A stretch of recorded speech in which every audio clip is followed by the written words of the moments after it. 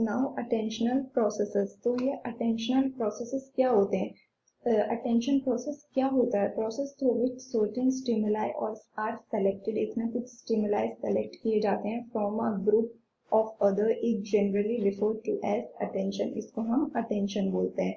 So it may be noted that besides selection से अलग attention is also referred as several other properties like इसमें भी कुछ attention में भी कुछ properties होती हैं like alertness, concentration and search। तो अब हम इन्हें एक एक करके पढ़ेंगे। Number 1 is alertness। तो alertness क्या होता है? It refers to an individual readiness। जब कोई इंसान ready होता है to deal with stimuli that appear before him or her। जब भी कोई इंसान, कोई पर्टिकुलर इंडिविजुअल पूरी तरह से रेडी होता है किसी भी स्टिमुलाई से डील करने के लिए, उसका सामना करने के लिए, तो हम बोलेंगे कि वो इंडिविजुअल अलर्ट है। तो इसको हम बोलेंगे अलर्टनेस। Now concentration. कंसंट्रेशन क्या होता है? Concentration refers to focusing. इसका मतलब होता है किसी भी एक चीज पे फोकस करना ऑफ अवेयरनेस। किस पे फोकस करना? अवेयरनेस पे फोकस करना ऑन सर्टेन स्पेसिफिक ऑब्जेक्ट्स। सिर्फ कुछ स्पेसिफिक ऑब्जेक्ट्स पे while excluding the others for a movement. मतलब कुछ टाइम के लिए सिर्फ किसी एक पर्टिकुलर, किसी एक सर्टेन चीज पर पूरा कंसंट्रेशन देना, अपने उसके बारे में अवेयर होना, उसको फोकस करना बाय एक्सक्लूडिंग मतलब कुछ टाइम के लिए कुछ चीजों को हटाकर सिर्फ कुछ एक स्पेसिफिक चीज पे कंसंट्रेट करने को हम बोलते हैं कंसंट्रेशन। अब हमारा आता है सर्च। तो सर्च क्या होता है? जब कोई भी एक observer looks for some specific subsets of object among a set of objects. जब हम जैसे हमारे सामने बहुत सारी चीजें हैं, हम उसमें से सिर्फ कुछ सबसेट्स ढूंढते हैं, कुछ ऑब्जेक्ट के मतलब सिर्फ कुछ चीजों को ढूंढना, उसको बोलते हैं हम सर्च। सो नाउ फोकस और फोकल पॉइंट ऑफ अटेंशन। तो ये होता है हमारा field of awareness is centred on a particular object और इवेंट।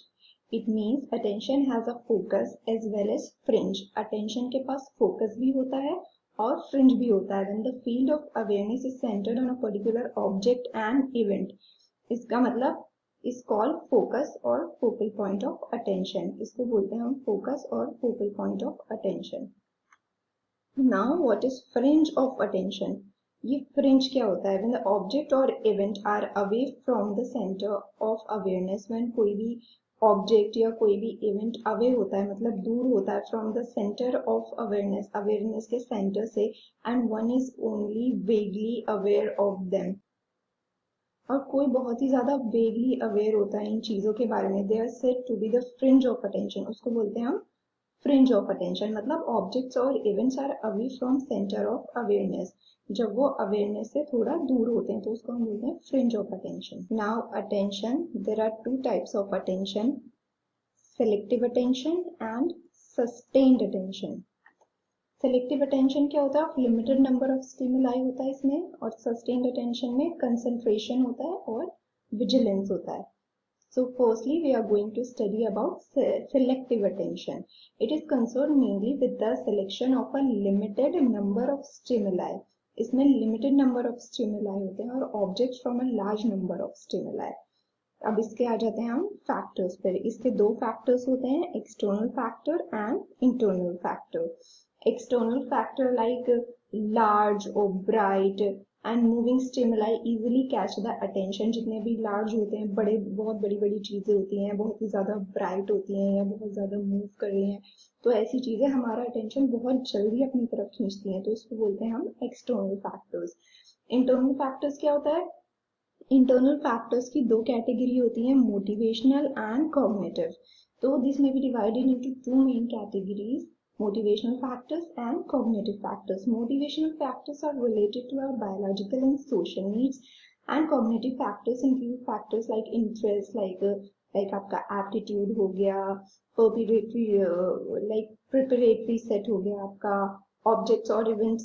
objects या कोई event which appear interesting are readily attended by individuals। मतलब objects और events which appear, जो भी appear होते हैं इंटरेस्टिंगली, वो क्या होते हैं? Are readily attended by individuals.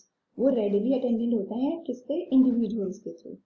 Individuals. Now अब आ जाता है हमारा सस्टेन्ड अटेंशन। तो सस्टेन्ड अटेंशन क्या होता है? Is concern with concentration.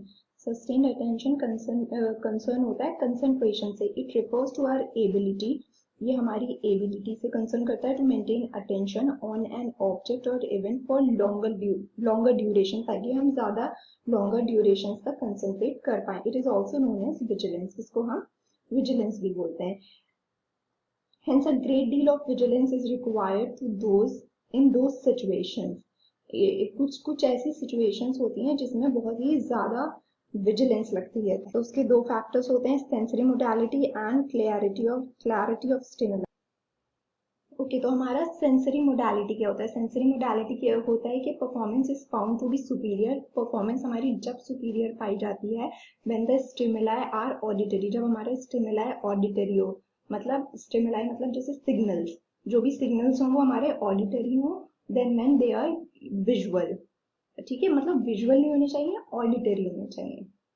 तो ये होता है हमारा सेंसरी मोडालिटी। अब आता है हमारा क्लैरिटी। क्लैरिटी क्या होता है? हमारा intense and long lasting stimuli facilitate sustained attention. हमारी जो लाइक बहुत ज्यादा इंटेंस या हमारी बहुत ज्यादा लॉन्ग लास्टिंग स्टिमुलाई होती है, वो क्या फैसिलिटेट करती है? वो सस्टेन्ड अटेंशन फैसिलिटेट करती है and result in better performance, और हमें बेटर परफॉर्मेंस देती है।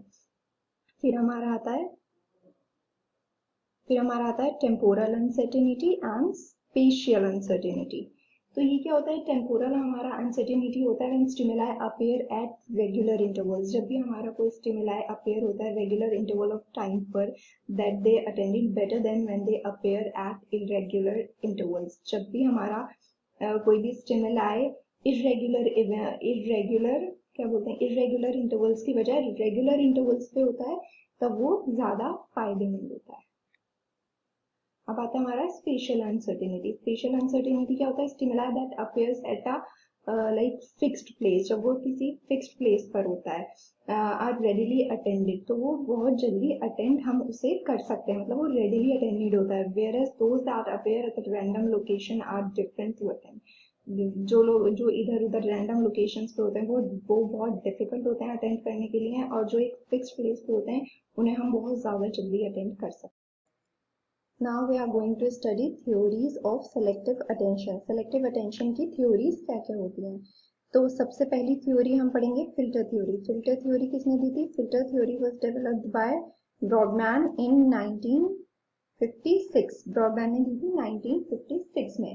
तो हमारी filter theory क्या कहती है? According to this theory, इस theory के according many stimuli simultaneously enter our receptors, creating a kind of like bottleneck situation.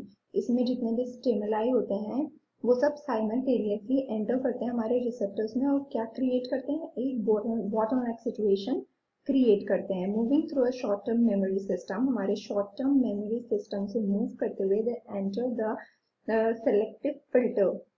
हमारे शॉर्ट टर्म मेमोरी सिस्टम से मूव करते हुए वो कहाँ जाते हैं? वो एंटर होते हैं हमारे सेलेक्टिव फिल्टर में, which allow only one stimulus to pass through for higher level of processing. जो क्या अलाउ करता है? वो अलाउ करता है सिर्फ एक स्टिमुलस को, कोई भी एक स्टिमुलस को पास करने के लिए वो अलाउ करता है for higher level of processing, ताकि हमारी जो अंदर की प्रोसेसिंग लेवल है वो और ज्यादा हाई जा सके, इसलिए वो सिर्फ एक स्टिमुलस अलाउ करता है। फिर क्या होता है?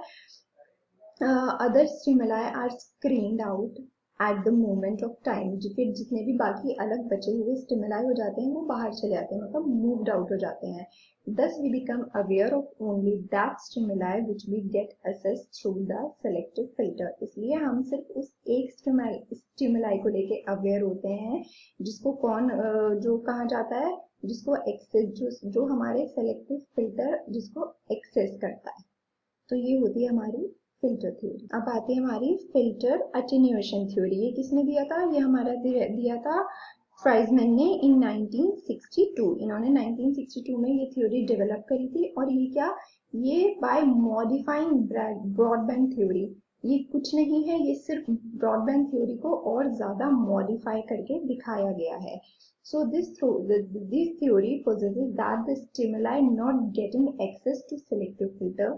इन्होंने बोला कि स्टिमुलाई नॉट गेटिंग एक्सेस नहीं मिल रहा है स्टिमुलाई को टू द सेलेक्टिव फिल्टर का at a given moment of time and not completely blocked, और वो कम्प्लीटली ब्लॉक्ड नहीं है।